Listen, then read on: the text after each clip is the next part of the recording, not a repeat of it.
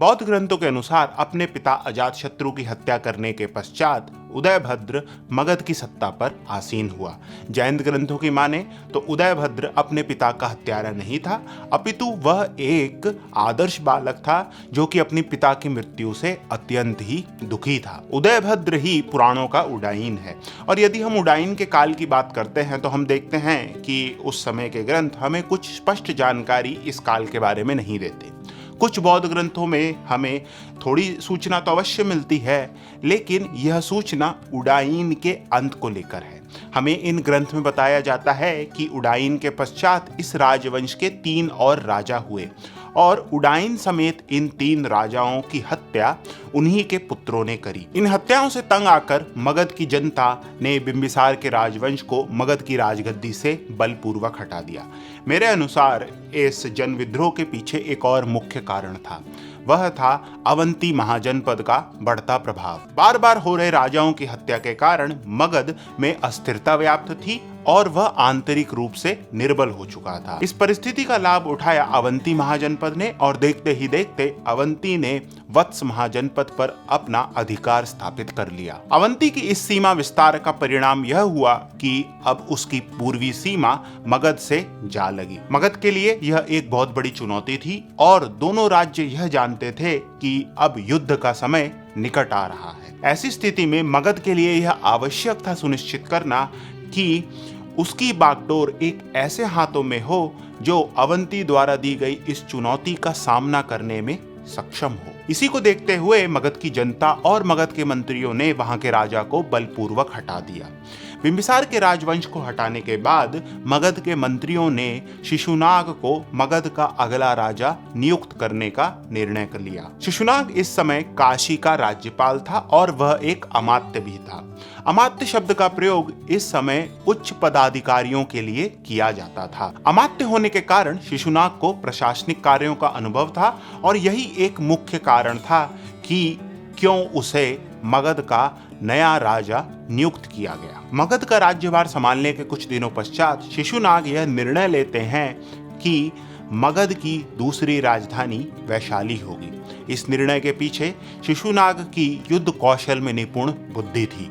वह यह भली भांति जानते थे कि इस समय मगध का सबसे विकट शत्रु उसका पश्चिमी पड़ोसी अवंती है, और अवंती किसी भी समय मगध पर धावा बोल सकता है। क्योंकि मगध की राजधानी राजगृह अवंती की सीमा से अधिक दूरी पर नहीं थी, तो शिशुनाग को यह आभास था कि अवंती का प्रथम लक्ष्य राजगृह ही होगा। दूसरी ओर वैशाली नगर गंगा के उत्तरी छोर पर था, जहां अवंती की सेनाओं का पहुंच पाना अत्यंत ही कठिन था, और यही कारण था कि शिशुनाग ने वैशाली को मगध की दूसरी राजधानी बनाने का निर्णय लिया। उपलब्ध स्रोतों में हमें अवंती और मगध के बीच हुए युद्ध का विस्तृत वर्णन तो नहीं मिलता, परंतु हम यह जानते हैं कि मगध ने शिशुनाग के नेतृत्व में अवंती महाजनपद पर अपनी विजय प्राप्त कर ली थी। अवंती पर इस सैन्य विजय के पश्चात मगध उत्तर भारत का सर्वोपरि राज्य बनकर उभरा। मगध की यह सफलता शिशुनाग की महानता और उनका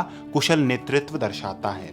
जब शिशुनाग मगध के स्वामी बने तो मगध एक निर्बल राज्य था और वहां पर अस्थिरता व्याप्त थी, लेकिन उनके काल का अंत होते होते हम देखते हैं कि मगध एक निर्विरोध शक्ति के रूप में भारतीय उपमहाद्वीप में उभर चुका है। शिशुनाग के पश्चात मगध के नए राजा बने उनके पुत्र कालशोक। कालशोक के काल में कोई नया युद्ध तो नहीं लड़ा गया, लेकिन मगध की राजधानी एक बार पुनः बदली गई।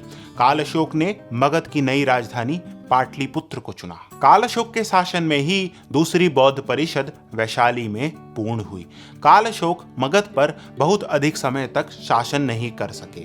कुछ ग्रंथों के अनुसार कालशोक की हत्या पाटलिपुत्र में कर दी गई, और जिस हत्यारे ने कालशोक की हत्या करी थी वह आगे चलकर नंद राजवंश का संस्थापक बना। नंदों के इतिहास की बात करें तो भिन्न भिन्न ग्रंथ भिन्न भिन्न कथा कह रहे हैं।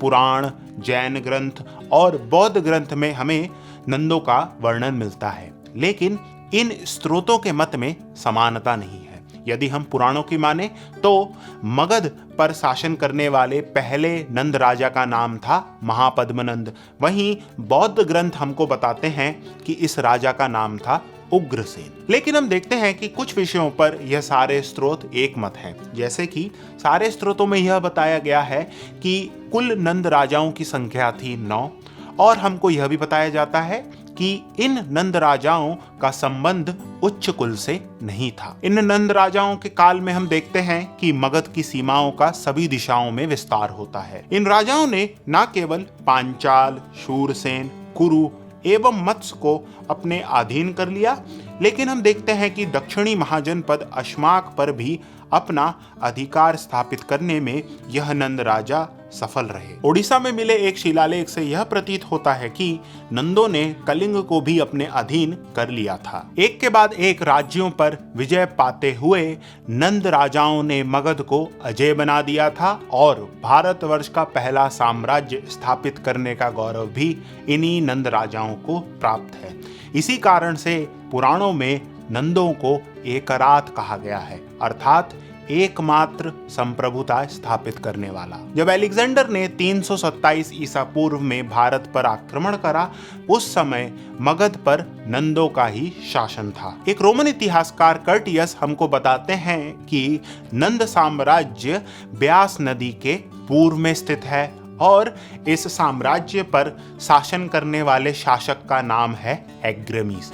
कुछ इतिहासकारों की माने तो यह एग्रमीस और कोई नहीं धनानंद है। एक ग्रीक इतिहासकार डियोडोरस नंद साम्राज्य की सैन्य क्षमता का भी वर्णन करते हैं।